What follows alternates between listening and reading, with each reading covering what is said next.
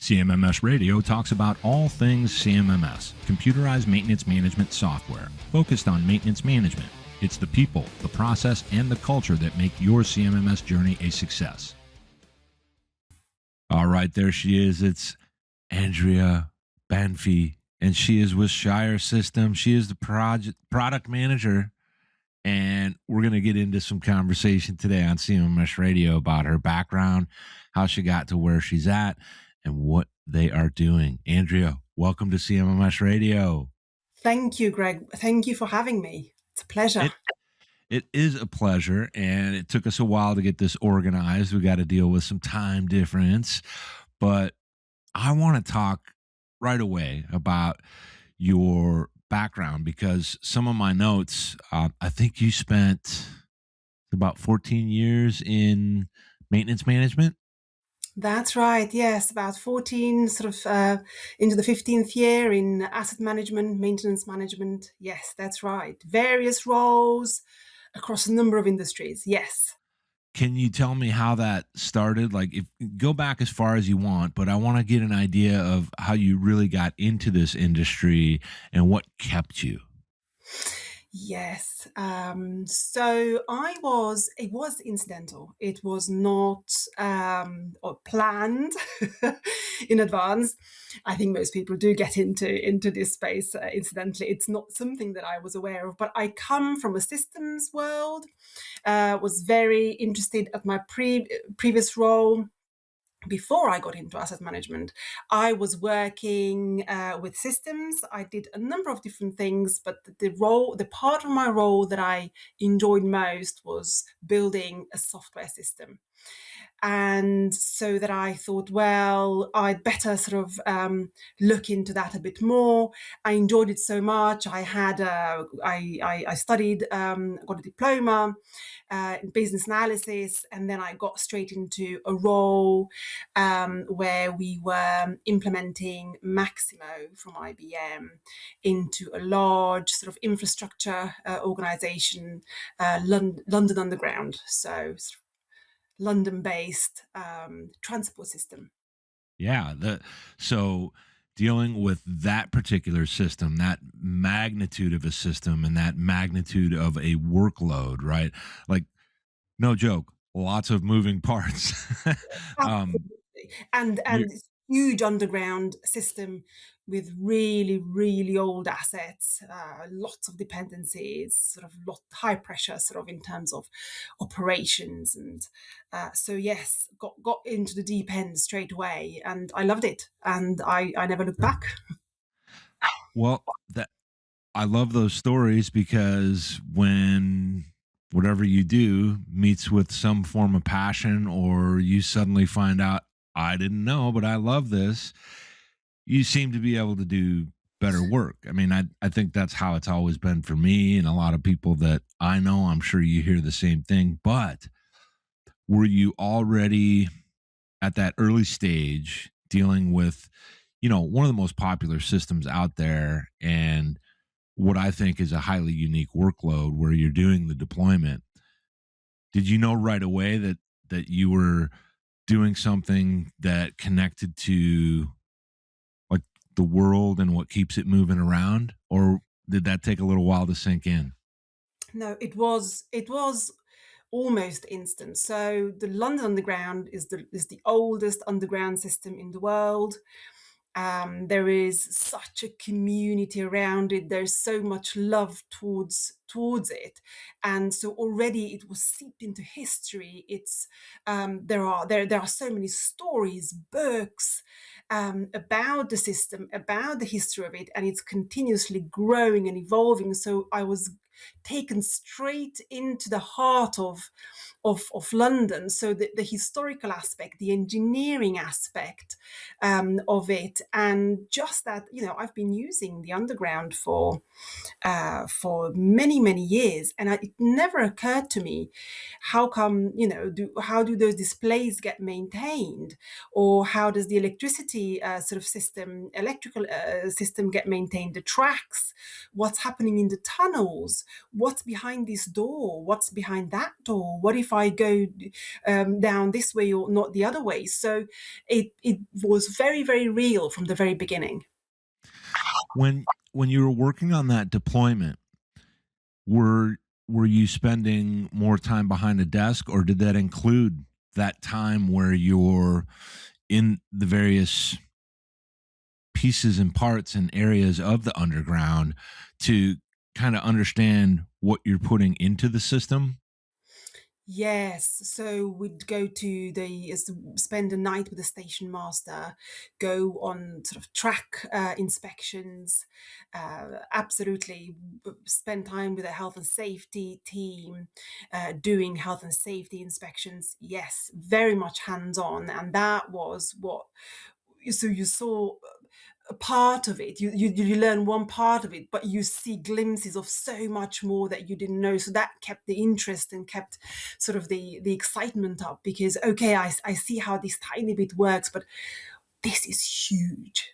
And I felt that I was part of something really big, and there's it's so unique, and people absolutely love it, both customers but also the people who work on the network.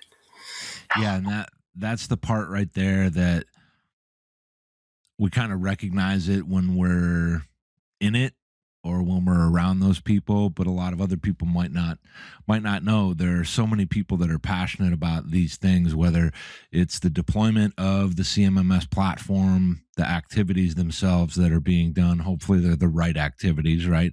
When it comes to maintenance processes, and then assets.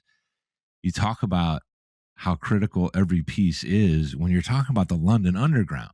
I, Yeah. I mean, and I myself have minimal experience with it because when I was there, I managed to almost not use it at all. So it's kind of a really interesting thing. Are you familiar with a place called Millennium Point or Birmingham? Birmingham, yes, yes, I've heard of it. Yes, So it. the reason I brought it up is there's a place there called Millennium Point that next to it has the think tank, which is essentially the birthplace of the Industrial Revolution.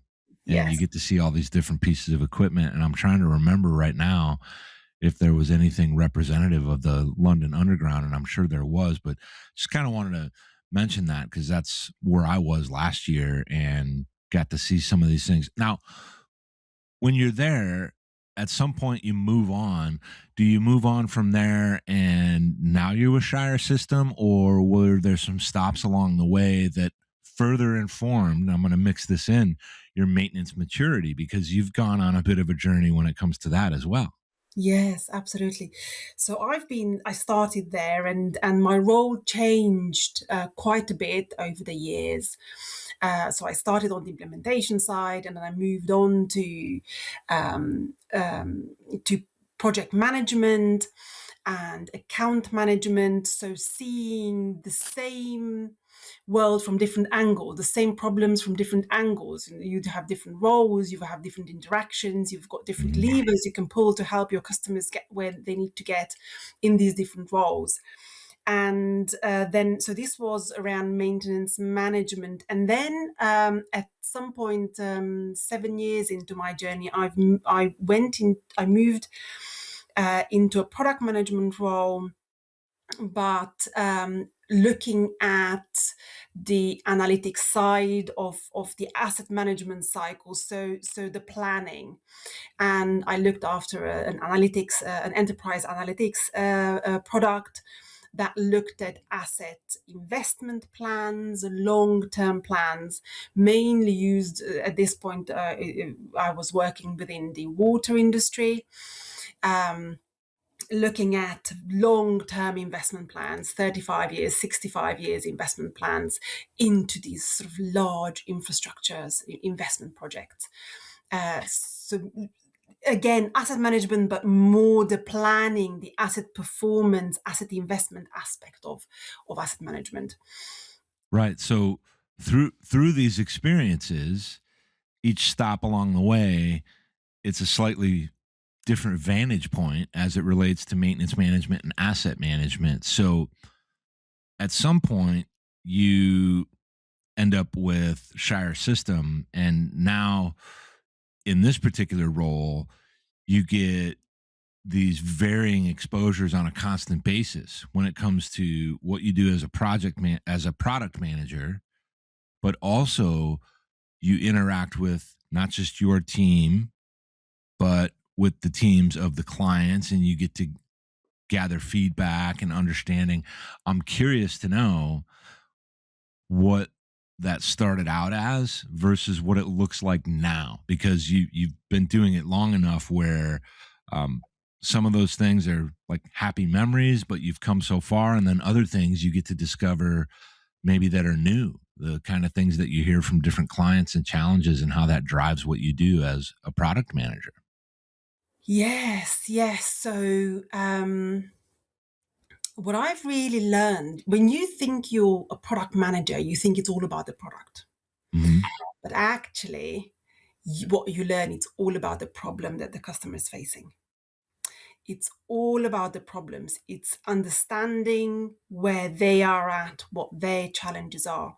Because if they've got challenges with data, your product can be as good as you want as possible. If they are unable, the customer is unable to make use of the features within the product, you cannot ignore the problem, because the product cannot take the customer where they need to be unless you really address the problem. So so the conversations that I'm having with the customers are not so much about the product, they are much more about their problems. And some of those problems can be solved with a product, but some cannot. It's all about the emphasis, it's about the order in which you address their problems, and it's as you say, it's a journey. So customers that I talk to, sometimes they are at the beginning of the journey. Let's say they've not had a system before. They come from spreadsheets, and or forms, printed forms, paper-based system. Other times I'm talking to a customer who's had a CMMS system for 20 years, very mature, really know what they are doing, and sort of very disciplined, with great confidence in the data and the system. And every conversation really centers around the problems they are facing at their level of maturity. I'm curious, like the the variability across those problems, it's pretty substantial. I mean, sure, there's going to be some similarities as far as the fact that they deal with assets, they're managing maintenance, they're trying to improve maintenance, they want more reliability from their assets. However, when you manage a product like this and you have so many different, variably different clients, and then within the client locations, there's variability as to the user, a frontline worker, a frontline uh, operator, technician uses the system differently than someone at the C suite or even middle management levels. How does that really get managed? And the reason I'm asking it in this way is I think I want to keep myself like open to whatever your answer might be. Not as if I know. Like I'm always curious, how do you manage so many different things and still get it right when it comes to that perspective of the client? Yes. So I think the first one is that you talk to you talk to a person, so well, you prepare, you know what their role is.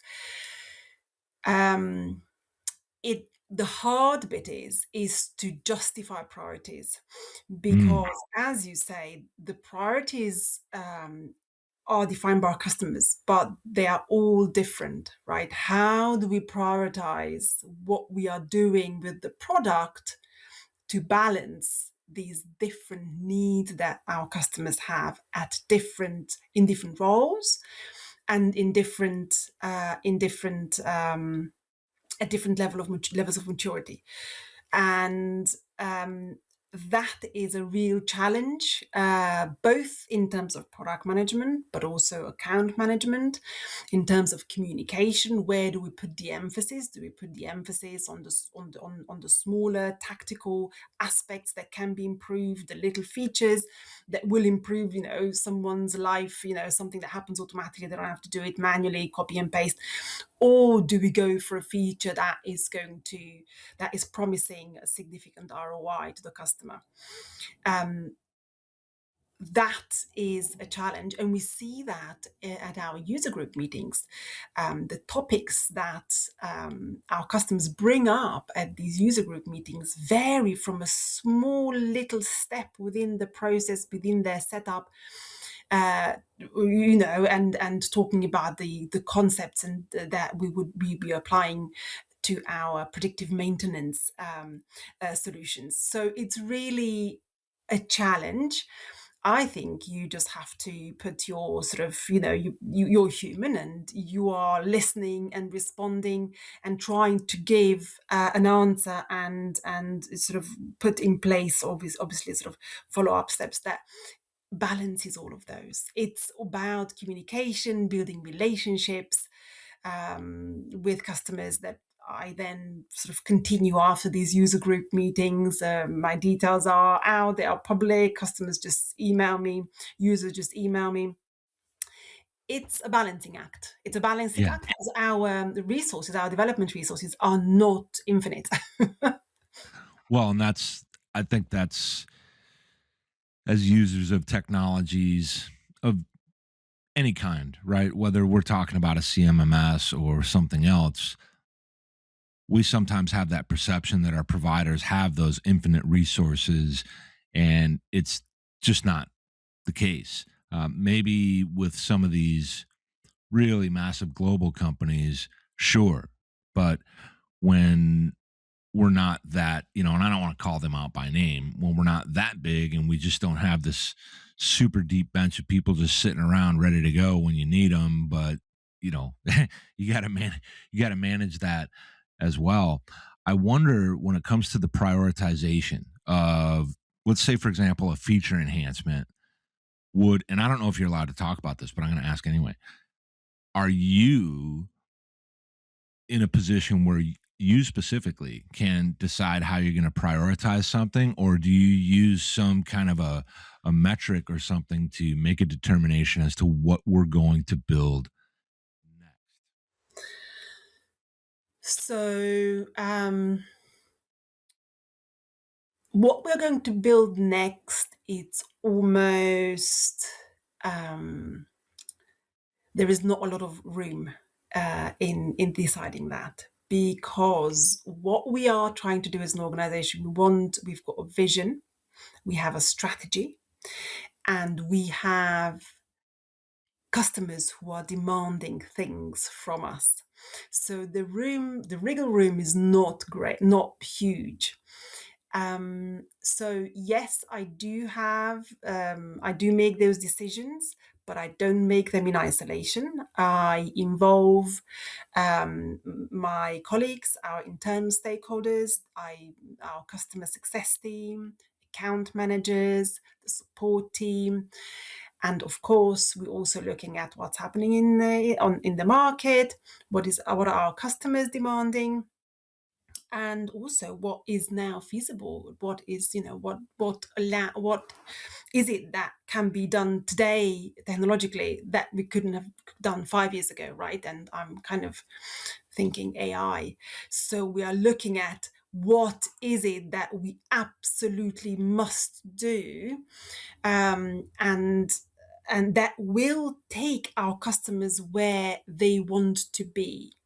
And recently, what we've been doing is, we're talking AI, we're talking predictive. We've been talking predictive for 40 years, and it's still not as prevalent as you would have thought 20 years ago. If you asked me 20 years ago, I'd have said everybody's on predictive by 2025, 2026.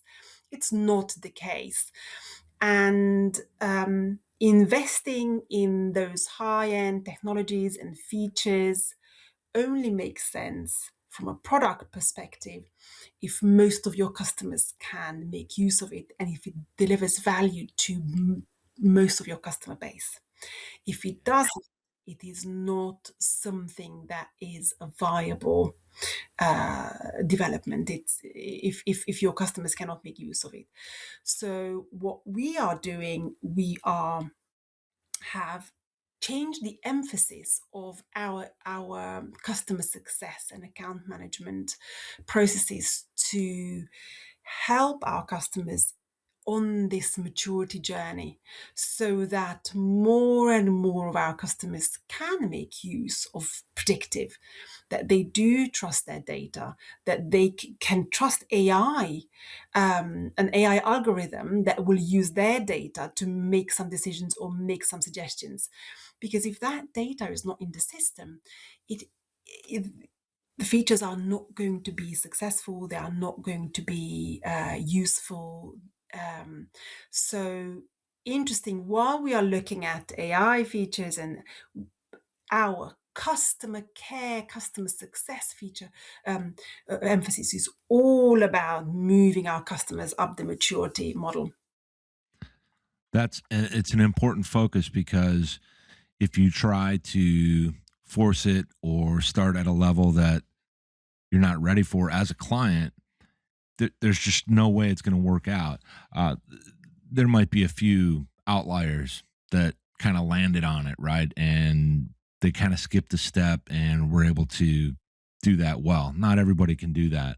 I think what's really interesting is how you pointed out that it's reliant upon, when I say it, I'm talking about AI, the machine learning is reliant upon the client's data. And you said that in a way that suggested to me that when a client is leveraging your platform and these tools are being developed, these AI machine learning tools are being developed, its focuses on utilization of the client's data. So the better that data is, the more accurate, the more standardized and so forth. We all say it, the better it's going to be. But what it sounds to me like it's not doing is it's not going and getting a bunch of random information from all kinds of different places. And I think that's important because that's the best way to leverage such a tool that has so much potential rather than just, hey, we've got AI, ooh, problem solved.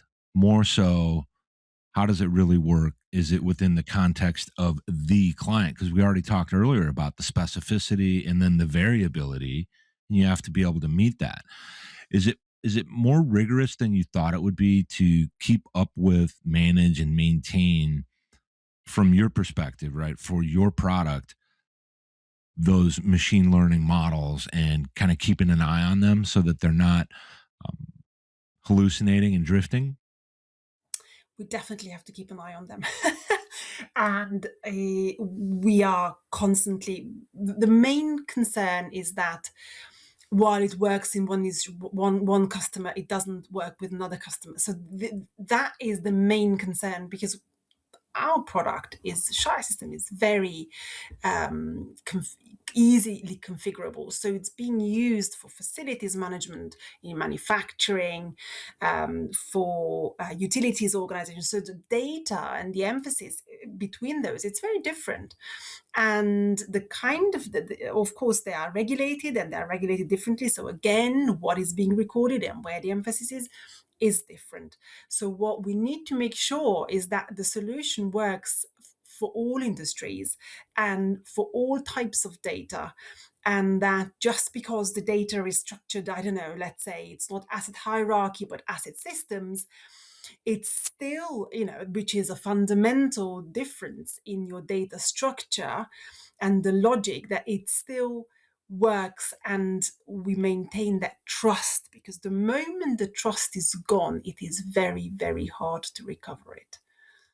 Ooh, the idea behind building, developing, and maintaining trust is lost on so many, even myself included, at times where you take for granted how quickly that can go away, because these systems, what you're providing with ShireSystem, is something that most typically is connected to the lifeblood of an organization and who that organization serves. So they're they're not going to have a tolerance, nor should they really have a tolerance. I think they should have contingency plans, but a tolerance for things that don't work, things that take them in the wrong direction, things that eat up their time that could be better spent serving their own clients. What do you find to be the most common barrier to, from where you sit, right? I'm not looking for a perfect answer here, but the most common barrier to any given client turning the corner on their adoption of the solution and thriving versus the ones that just never really get fully immersed in their deployment and adoption? What do you think's the number one thing that gets in the way of that for them? I think it is the ability to articulate ROI internally to the decision makers, the ability to articulate their internal problems and the ROI that the adoption of a CMS like ShireSystem will deliver. Um, so very often the people who we deal with are not necessarily the decision makers or the budget holders. Mm, And so we rely on them to be champions of the system, and it's not just at the beginning when when a new customer is coming to us, but also in when a customer is using the system, let's say to 20-30% of its capabilities, and then to move from there to another 50% or 60%. So every time you move up, that you need some investment, time, some expertise, and you need to be able to articulate internally why you need some time away from the shop floor, why you need some some consultancy or some services to bring you to a place where you can now um, get more value from your CMMS, where you now get better lower unplanned downtime, or how you, all of that. It's really hard to, I find, for our customers to switch the mindset from firefighting and maintenance and engineering to an ROI type business case presentation. yeah. And I think this is where we get to this concept of how the systems we use, regardless of what kind of client we are, the systems we use to deliver those improvements on uptime and production and facility safety and health and wellness and all that, we we're really trying to connect it to the overall business, which has always been the primary challenge. And I think that's, if I'm trying to kind of like crush it down into a single thing, it's this idea that we want our clients to know their business really well, have good justifications for what they do with us, right? If they're using Shire System, and that it really makes sense to everyone. But that's a pretty big undertaking. That takes time. That takes kind of an ongoing process of people having strong awareness of what they have, why they use it, and why they shouldn't go away from it. Because that can change on the dime, as on a dime, as soon as somebody leaves that company. That's right. That's right. And it's a critical misstep, but there's still, to this day, I mean, it's 2026, and companies don't know what they have and or why they have it. And that's kind of an interesting, I'm going to call it a phenomenon, because there's moments at which they know and so quickly they forget. And I think that's where maintenance management and asset management can get a bad rap, as far as maybe being constant turmoil.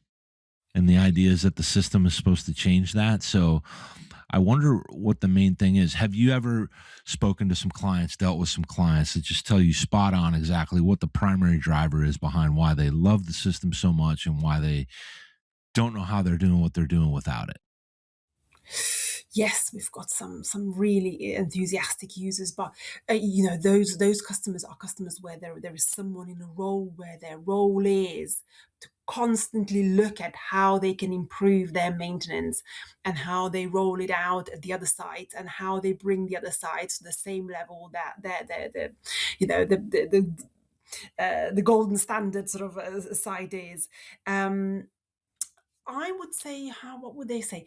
I would say that the customers who are best,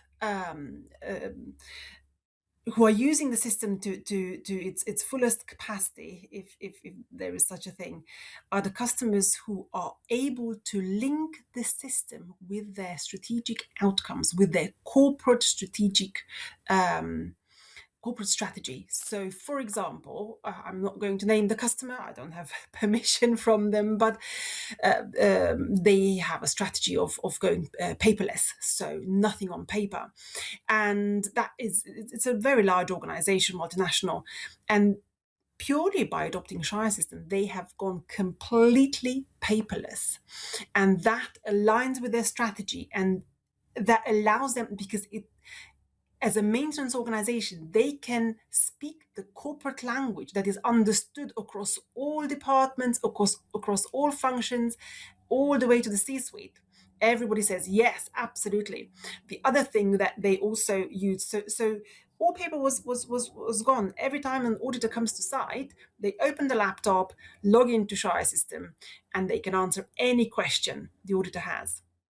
Or the other one was people first. So what that meant, because they have international sites who speak obviously different languages, in the past they had to hire engineering managers who were speaking English because all the standards were in English, because all the system was in English. But by adopting ShireSystem, it can be used in any language. They were able to hire people who are good at engineering, not good at English. So speaking a foreign language in all of these international sites, it's not required anymore, because the system works in all of these languages that it needs to work in. So I think the most successful organizations are those who can really trace the benefits of the system all the way up to their strategy, corporate strategy. Yeah, I like that. And I think the idea here is to give people a sense of kind of how it is seen and experienced from where you sit within the organization, dealing with so many different moving parts. As far as, I mean, we're talking about software. It's not, you don't build and go, oh, it's done, everybody's, yeah, go have fun. It's like a constant thing. You're always managing it. You always have to keep the system available. If it's not local installation, you have to have this 99.5% uptime, which everybody thinks is just an easy, simple thing. And that's just not what that is. There's a lot of things going on. So what I want to do now is switch us into the fun question segment for all first timers on CMMS radio. Okay. Now, if you're ready, there's no wrong answers on this stuff. It's not trick questions or anything like that. It's just some fun stuff so we can get to know you just a little bit more. All right. You ready? Yes, I am. All right. First fun question. What is your favorite music? Wow, favorite music. I love Brasiliana. Okay. Yes, it's sunny, it's upbeat, it's dynamic. I love it. But I've noticed the t-shirts in the background, Metallica, and I absolutely love Metallica as well. I love Metallica. I love AC/DC. When I grew up, they were my teams in my teenage year, my band in my teenage years. Nice. But I would say now I'd say Brasiliana. Yes. Good. And this is why there's no wrong answers. It's fun stuff. Get to know you a little bit. Fun question number 2. What is your favorite sport or hobby? And on sport, it does not have to be one that you play. It could be one you just like to cheer for and follow. I would say sport, skiing. I've recently got back into skiing, and it sort of got reminded how much fun it is, and that feeling of freedom and almost flying, the environment, the light, the views. I love skiing. Yes. But Excellent. I Excellent. don't spend a lot of time skiing. I do it once a year for a week, and throughout the year, what I do on a weekly basis, I do a lot of yoga, a lot of sort of dynamic hot yoga. Um, All but I right. don't think yoga is a sport, so. I'm not sure. I've heard about that hot yoga. That's that takes some endurance, that's for sure. So here's the big one. This is the big question in the fun question segment. No wrong answers at all. All right. What are your thoughts, your perspective, your philosophy? Is it even a thing when it comes to the concept of work-life balance?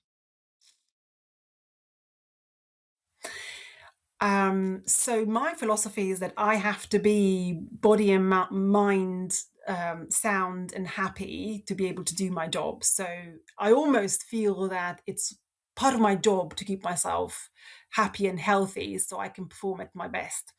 Um, I try to spend some time on myself in the morning. I go to yoga 7 o'clock in the morning before I start work. And that sets me up for the day. And I already feel like nothing can go wrong from here on. Um, Yes, I'm very much sort of in one of my previous companies. There was a lot of performance coaching, Mm-hmm. and the whole concept was that you perform at your absolute max when your body and mind are kept in a good condition. So I've adopted that. I hydrate, I sleep well, and I make sure that I move enough throughout the week. So I don't know if that can be called the philosophy, but that's how I look at it. Well, it's how you approach it. And that's why I say there's no wrong answers. It might give somebody an idea. They might agree, they might not. This is for us to have a little bit of fun and kind of move just a touch away from the business of CMMS and maintenance management and more about, you know, you and some of the things you think. And that's it. We finally got our first episode done. So, Oh, thank you. Andrea, thank you so much for being here with me on CMMS Radio to tell us about your background, how you got into your role, and what you're doing at ShireSystem. Thank you, Greg. That was a pleasure. Same here. Did you find this episode helpful? Please send us some feedback, suggest a topic, or ask a question. Reach out to CMMS Radio if you need a co-pilot on your CMMS project. Visit CMMSradio.com and use the What's on Your Mind link. Thank you for tuning in to CMMS Radio, your resource for all things CMMS from selection to implementation to help you make better choices, learn from industry experts, and have a successful CMMS journey.